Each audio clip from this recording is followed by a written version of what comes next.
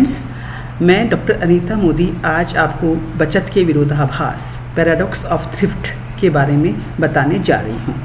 आम लोगों में ये चर्चा होती है कि बचत बढ़ाने पर राष्ट्रीय आय बढ़ जाती है, लेकिन आज हम इस रेखाचित्र के द्वारा यह स्पष्ट करेंगे कि बचत बढ़ाने पर आय बढ़ने की अपेक्षा कम हो जाती है।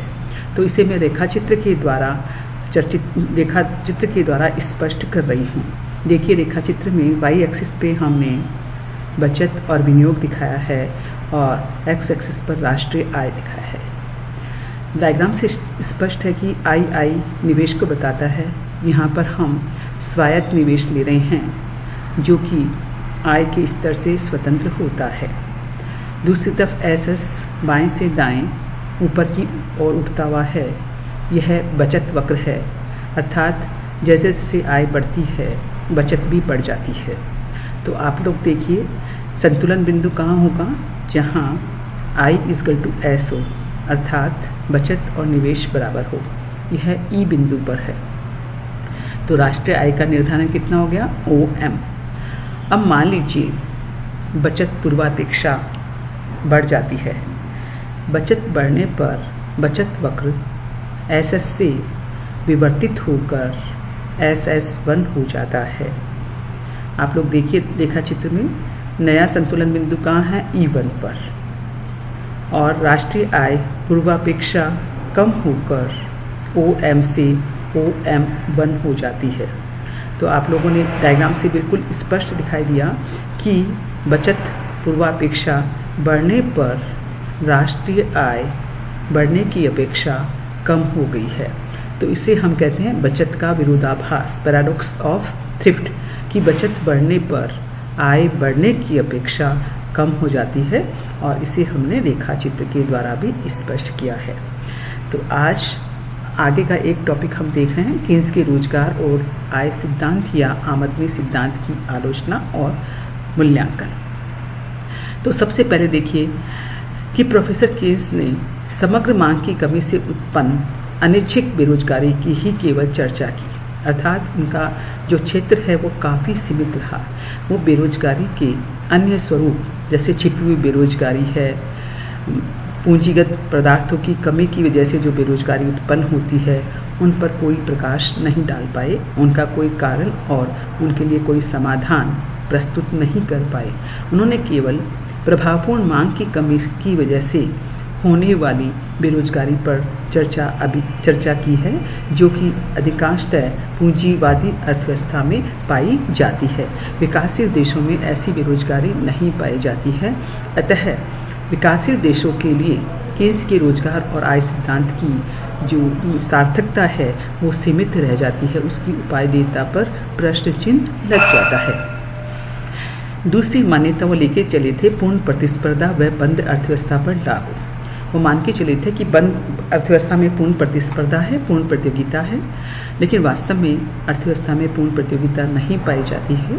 कई प्रकार के एकाधिकारी तत्व पाए जाते हैं, बाजार अपूर्णताएं पाई जाती हैं, श्रम विभाजन और विशिष्टीकरण का अभाव पाया जाता है।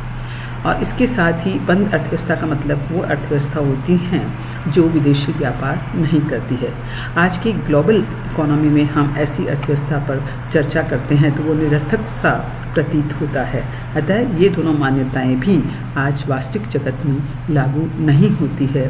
इसकी वजह से इसकी जो उपायदेयता है, उपयोगिता है, वो थोड़ा कम हो जाती है। तीसरी है कि रोजगार पर केवल प्रभावपूर्ण मांग का असर नहीं पड़ता है, अनेक अन्य तत्व भी रोजगार स्तर को प्रभावित करते हैं। प्रोफेसर केन्स मान के चले थे कि रोजगार स्तर केवल प्रभावपूर्ण मांग के द्वारा निर्धारित होता है।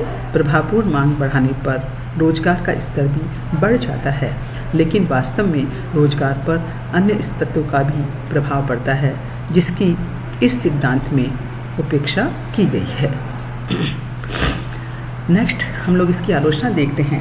आजकल एक नया कंसेप्ट हमारे समक्ष आ रहा है, that is called stagflation. Stagflation का मतलब क्या है कि एक तरफ अर्थव्यवस्था में बेरोजगारी भी है और दूसरी तरफ मुद्रास्फीति भी है, अर्थात कीमतें उत्तरोत्तर बढ़ती जा रही है। तो ये दोनों चीज़ें जब अर्थव्यवस्था में एक साथ पाई जाती है तो उसे हम क्या कहते हैं, स्टेगफ्लेशन, अर्थात बेरोजगारी भी है और मुद्रास्फीति दोनों एक साथ पाई जाती है। तो ऐसी स्थिति में अर्थव्यवस्था में क्या समाधान अपनाया जाए कि बढ़ती बेरोजगारी को भी रोका जा सके और बढ़ती कीमत स्तर पर भी लगाम कसी जा सके। तो इस स्थिति में कीन्स का जो रोजगार और आय सिद्धांत है कोई भी समाधान प्रस्तुत करने में समर्थ नहीं है। अतः आधुनिक अर्थव्यवस्था में इसकी प्रासंगिकता कम हो जाती है। नेक्स्ट है अल्पकालीन स्थिति के लिए उपयुक्त। कीन्स ने जो भी सिद्धांत दिया है वो शॉर्ट टर्म के लिए दिया है, अल्पकाल के लिए दिया है, क्योंकि उनका मानना था कि दीर्घकाल में हम सब मर जाते हैं, अतः दीर्घकाल का अध्ययन करना बेकार है, निरर्थक है। तो इनका जो सिद्धांत है वो अल्पकाल के लिए सही है, लेकिन दीर्घकाल में जो भी अविकसित और विकासशील अर्थव्यवस्था है जो विकास मार्ग पर अग्रसर होना चाहती है उनके लिए इस सिद्धांत की उपायदिता कम हो जाती है। नेक्स्ट है रोजगार बढ़ाने के लिए निवेश पर अधिक जोर। प्रोफेसर कीन्स ये मान के चले थे कि उपभोग अल्पकाल में स्थिर रहता है, उसमें परिवर्तन किया जाना अधिक संभव नहीं है, अतः हम निवेश बढ़ाकर ही प्रभावपूर्ण मांग को बढ़ा सकते हैं और प्रभावपूर्ण मांग बढ़ने पर रोजगार भी बढ़ेगा। अतः उन्होंने निवेश पर अधिक जोर दिया और निवेश पे भी उन्होंने निजी निवेश पर अधिक जोर नहीं दिया, क्योंकि उन्होंने कहा कि निजी निवेश तो मार्जिनल इफिशिएंसी ऑफ कैपिटल, पूंजी की सीमांत दक्षता से प्रभावित होता है जिसमें वृद्धि करना संभव कम है। अतः उन्होंने सार्वजनिक निवेश पर अधिक जोर दिया जो इन सब तत्वों से प्रभावित नहीं होते हैं, और उन्होंने सार्वजनिक निवेश को बढ़ाकर रोजगार बढ़ाने की अभिशंसा की। लेकिन वास्तव में रोजगार बढ़ाने के लिए और भी अनेक उपाय अपनाए जा सकते हैं जिन पर इस सिद्धांत के अंतर्गत कोई प्रकाश नहीं डाला। तो मैंने बहुत ही संक्षिप्त में आपको केन्जियन अर्थशास्त्र में जो आय व रोजगार का सिद्धांत है उसकी आलोचना बताई है कि इसमें क्या क्या कमियां रह गई है।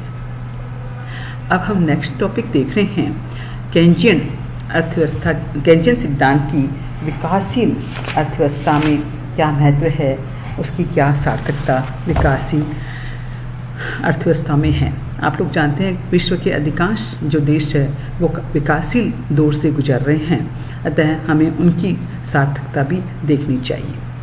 सबसे पहले जो कीन्स का सिद्धांत दिया गया है उसमें कीन्स ने अपने सिद्धांत में पूंजीवादी औद्योगिक देशों को मंदी की स्थिति से उबारने पर अपना ध्यान दिया है। अर्थात यदि प्रभावपूर्ण मांग की कमी से पूंजीवादी देशों में यदि मंदी आ जाती है, बेरोजगारी की स्थिति होती है, तो उससे अर्थव्यवस्था को कैसे निकाला जा सकता है, इस पर उन्होंने ज़्यादा जोर दिया है। वो अपने सिद्धांत में यह नहीं बता पाए कि विकासशील अर्थव्यवस्थाओं को यदि विकास करना है तो उसके लिए उन्हें क्या करना चाहिए, उस पर उनका ध्यान नहीं गया है। अतः विकासशील देशों के संदर्भ में उनकी उपयोगिता सीमित रह जाती है। दूसरा, उन्होंने अनैच्छिक बेरोजगारी पर ज़्यादा जोर दिया है। अनैच्छिक बेरोजगारी अधिकांशतः विकासशील देशों में पाई जाती है जहां प्रभावपूर्ण मांग में कमी होती है, और उन्होंने जो छिपी हुई बेरोजगारी है या संरचनात्मक जो बेरोजगारी है उसके बारे में नहीं बताया है। तीसरा, गुणक की प्रक्रिया पर उन्होंने विशेष जोर दिया है। गुणक को मानने के साथ साथ त्वरक भी अर्थव्यवस्था में बहुत महत्वपूर्ण होता है जिस पर उनका कोई ध्यान नहीं दिया है। नेक्स्ट, सार्वजनिक निवेश पर उन्होंने ज़्यादा बल दिया है। उन्होंने कहा मंदी का मुकाबला करने के लिए सार्वजनिक निवेश को बढ़ाया जाना चाहिए, क्योंकि उपभोग में वृद्धि करना संभव नहीं है और निजी निवेश पर निर्भरता भी ठीक नहीं है। अतः सार्वजनिक निवेश को बढ़ाकर ही अर्थव्यवस्था को मंदी के जाल से निकाला जाना संभव है। कीन्स ने सट्टे की मांग पर भी जोर दिया है। उन्होंने कहा मुद्रा की मांग 3 उद्देश्यों के लिए की जाती है, एक लेन देन उद्देश्य, दूसरा सतर्कता उद्देश्य और तीसरा सट्टे का उद्देश्य। तो अभी तक जो चर्चा रही वो केवल मुद्रा की मांग की 2 ही उद्देश्यों के लिए रही थी, लेकिन उन्होंने सट्टे के प्रयोजन के लिए भी मुद्रा की मांग को शामिल करके मुद्रा की जो प्रयोग हैं उनको और अधिक महत्व दिया है। नेक्स्ट, उन्होंने ये बताया कि मुद्रा की मात्रा और कीमत स्तर में सीधा संबंध नहीं होता, जैसा कि प्रतिष्ठित अर्थशास्त्री मान के चले थे। उन्होंने कहा कि सबसे पहले मुद्रा की मात्रा में परिवर्तन होने से ब्याज की दर में परिवर्तन होता है, ब्याज की दर में परिवर्तन होने पर निवेश स्तर में परिवर्तन होता है, और निवेश में परिवर्तन होने से ही उत्पादन, रोजगार और कीमत स्तर प्रभावित होता है। इस प्रकार से उन्होंने जो परंपरावादी अर्थशास्त्री हैं उनके इस कथन को जुटलाया कि मुद्रा की मात्रा और कीमत स्तर के मध्य प्रत्यक्ष और आनुपातिक संबंध होता है। उन्होंने कहा न तो उनके मध्य प्रत्यक्ष संबंध होता है और न ही आनुपातिक संबंध होता है, इनके बीच पूरी प्रोसेस है जिस पर उन्होंने प्रकाश डाला। इसके साथ ही प्रोफेसर कीन्स ने राजकोषीय नीति को अधिक महत्व दिया। जहाँ परंपरावादी और प्रतिष्ठित अर्थशास्त्री मौद्रिक नीति पर चर्चा करते रहे, अपना ध्यान केंद्रित करते रहे, वहाँ उन्होंने सरकारी हस्तक्षेप, सार्वजनिक निवेश आदि पर महत्व देने के साथ साथ राजकोषीय नीति को अधिक महत्वपूर्ण बताया। तो ये सब मैंने आपको बताया कि अर्थव्यवस्था में उनका क्या योगदान रहा केन्जियन सिद्धांत का। तो आज हमारा ये टॉपिक कंप्लीट हो गया है। धन्यवाद।